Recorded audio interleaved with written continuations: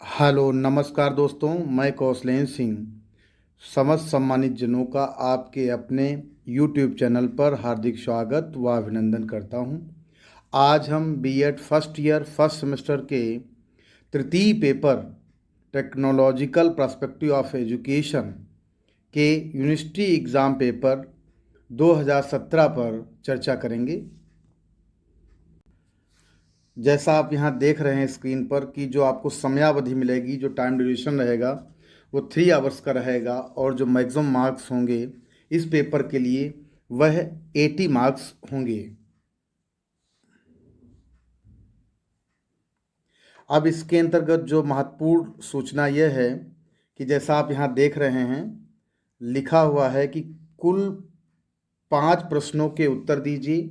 प्रथम प्रश्न अनिवार्य है, इसके अतिरिक्त प्रत्येक इकाई से एक प्रश्न किया जाना है। तो इसका मतलब यह क्लियर है कि टोटल आपको 5 प्रश्न करने हैं।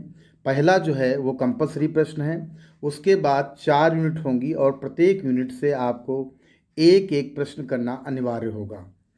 तो यहाँ जो पहला प्रश्न दिया हुआ है यहाँ पर कि right short notes short answer of the following. तो यहाँ पर जो है जो शॉर्ट क्वेश्चंस होंगे उसके लिए 4 अंक निर्धारित है और इस प्रकार के शॉर्ट क्वेश्चन आपको 8 करने होंगे। टोटल जो पहला जो प्रश्न है उससे आपको 32 मार्क्स प्राप्त होंगे। तो जो पहला प्रश्न पूछा गया है स्क्रीन पर आप देख रहे हैं, जो पहला प्रश्न है वह है कि शैक्षिक तकनीकी के विभिन्न रूपों का संक्षेप में वर्णन कीजिए। यह प्रश्न पूछा गया है 2017 में। तो अब हम दूसरे प्रश्न की बात करेंगे। जैसा स्क्रीन पर दिख रहा है कि जो दूसरा प्रश्न पूछा गया है जो कि लघु प्रश्न के अंतर्गत पूछा गया है कि कंप्यूटर सहायतित अनुदेशन की संकल्पना की व्याख्या कीजिए, अर्थात explain the concept of computer assisted instruction अर्थात CAI। तो ये जो है दूसरा प्रश्न है, ये भी 4 अंक का है। जो तीसरा प्रश्न पूछा गया है वह भी आपका है कि what is the difference between teaching and training, अर्थात शिक्षण और प्रशिक्षण में क्या अंतर है। यह भी आपका 4 अंक का है। लघु प्रश्नों के अंतर्गत जो चौथा प्रश्न है वह है कि शिक्षण में श्रव्य दृश्य सहायक की भूमिका का वर्णन कीजिए, describe the role of audio visual aids in teaching.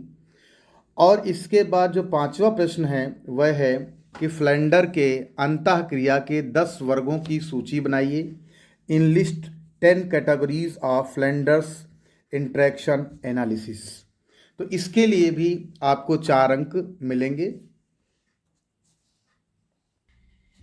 जो छठा आपका जो शॉर्ट क्वेश्चन है वह है कि उद्दीपक परिवर्तन कौशल के घटकों का संक्षेप में वर्णन कीजिए। यह प्रश्न बहुत ही महत्वपूर्ण है और खासकर जो लिटरेचर के सब्जेक्ट हैं उसमें इस स्किल की ज़रूरत होती है, अर्थात स्टिमुलस जो है वेरिएशन स्किल, चाहे हिंदी हो, चाहे आपका अंग्रेजी हो, चाहे संस्कृत हो, इन विषयों के लिए इस कौशल की आवश्यकता पड़ती है।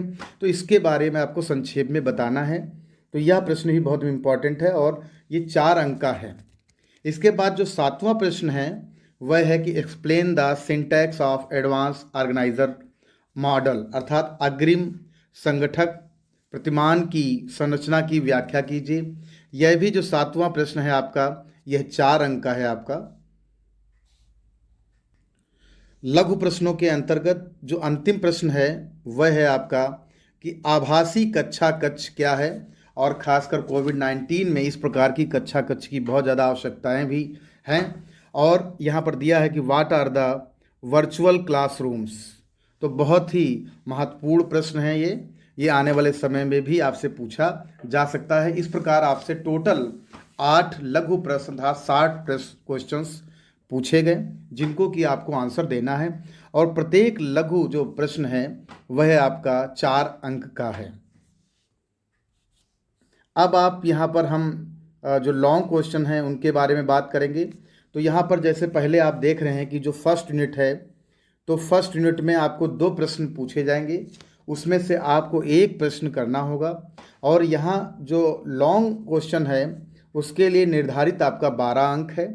आपको जो भी लॉन्ग क्वेश्चन करेंगे प्रत्येक यूनिट से आपको 12 अंक उससे मिलेंगे। तो यह प्रश्न भी बहुत महत्वपूर्ण है। शिक्षा तकनीकी के कठोर तथा कोमल उपागमों का वर्णन कीजिए। तकनीकी ने शिक्षण अधिगम प्रक्रिया को किस प्रकार प्रभावित किया है। यह प्रश्न बहुत ही इम्पॉर्टेंट है, हर बार किसी न किसी रूप में एग्जाम में पूछा जाता है कि describe the hardware and software approaches of educational technology, how has the technology affected the teaching learning process. तो बहुत ही इंपॉर्टेंट क्वेश्चन है, खासकर ईटी के पेपर के लिए। अब हम इसी यूनिट में दूसरे प्रश्न की ओर बढ़ते हैं।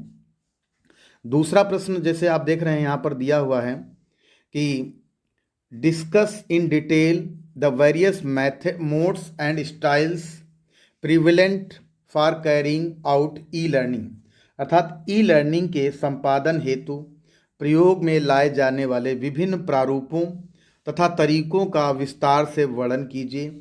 यह अंक भी जो है 12, ये प्रश्न जो है 12 अंक का है। इसमें आपको इन दो प्रश्नों में से आपको कोई एक प्रश्न एग्ज़ाम में अटेम्प्ट करना होगा। अब हम सेकेंड यूनिट की बात करेंगे।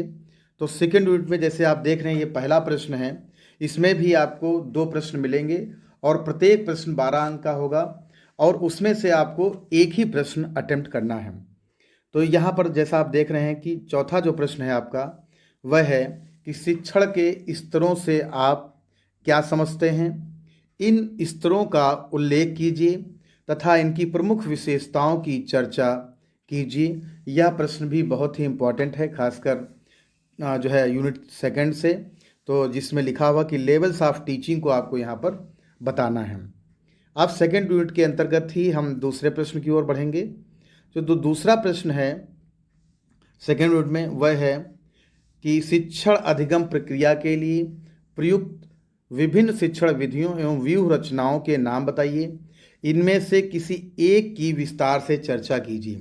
तो यहाँ पर यह प्रश्न भी बहुत इम्पॉर्टेंट है कि टीचिंग मेथड्स एंड स्ट्रेटजीज को आपको बताना है और यहाँ पर जो है किसी एक की आपको विस्तार पूर्वक जो है डिस्कस करना है उसके बारे में।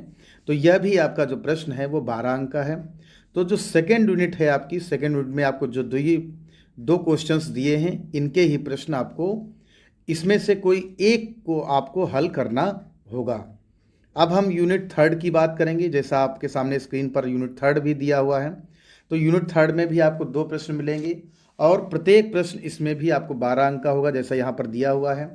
तो यहाँ जो यूनिट थर्ड के अंतर्गत जो पहला प्रश्न दिया हुआ है वह है कि सूचना एवं संप्रेषण तकनीकी से आप क्या समझते हैं।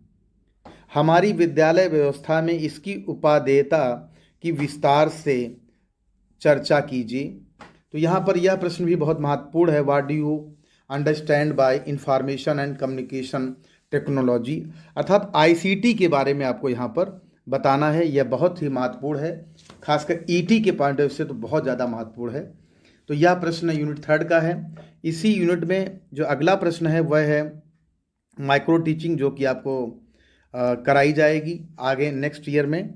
तो यहाँ पर जो अगला प्रश्न है वह है कि सूक्ष्म शिक्षण वास्तविक शिक्षण परिस्थितियों का सरलीकृत एवं लघु रूप है। इस कथन की विवेचना करते हुए सूक्ष्म शिक्षण की प्रकृति एवं विशेषताओं पर प्रकाश डालिए। तो यह प्रश्न भी आपको 12 अंक का है। जैसा आपको पता है यहाँ पर माइक्रो टीचिंग के बारे में बताना है। WD एलन महोदय ने माइक्रो टीचिंग का श्री गणेश किया था, फाउंडर थे उसके। और जो भारत में DD तिवारी, BL पासी जी का बहुत नाम है, उन्होंने माइक्रो टीचिंग के बारे में बहुत ज़्यादा वर्क किया है। तो यहाँ पर 45 मिनट और 35 मिनट का कॉन्सेप्ट रहता है वेस्टर्न और इंडियन के हिसाब से, तो इसको आपको इसमें एक्सप्लेन करना होगा। तो यह 2 प्रश्न जो है खासकर थर्ड यूनिट के लिए बहुत ही महत्वपूर्ण है। इसमें से कोई आपको 2 प्रश्नों को हल करना है। अब हम यूनिट 4 के अंतर्गत जो प्रश्न पूछे गए हैं उनके बारे में डिस्कस करेंगे। जैसा आप यहाँ देख रहे हैं कि जो पहला प्रश्न पूछा गया है वो है कि शिक्षण प्रतिमान पद को परिभाषित कीजिए। शिक्षण प्रतिमान के मूलभूत तत्वों का उल्लेख कीजिए। यह प्रश्न 12 अंक का है। जैसे आपको पता है कि मॉडल्स ऑफ टीचिंग के बारे में आपको बताना है। तो यूनिट 4 में आपको 2 प्रश्न मिलेंगे, आपको दोनों में से कोई एक हल करना होगा। तो यहाँ जो अगला प्रश्न है इसी यूनिट के अंतर्गत वह है आपके सामने, जैसे स्क्रीन पर दिख भी रहा है कि अभिक्रमित अनुदेशन से क्या अभिप्राय है, इसके आधारभूत सिद्धांतों का वर्णन कीजिए, रेखी तथा साखी अभिक्रमों का तुलना कीजिए। तो बहुत ही इम्पॉर्टेंट क्वेश्चन है ये कि प्रोग्राम्ड इंस्ट्रक्शन, तो यहाँ पर आपको लीनियर और ब्रांचिंग प्रोग्राम्स के बारे में बताना है।